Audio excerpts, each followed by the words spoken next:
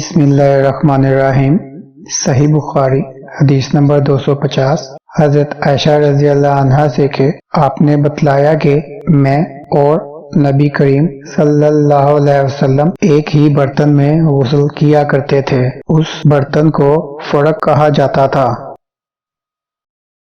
اللهم صل على محمد وعلى آل محمد كما صليت على إبراهيم وعلى آل إبراهيم إنك حميد مجيد اللهم بارك على محمد وعلى آل محمد كما باركت على إبراهيم وعلى آل إبراهيم إنك حميد مجيد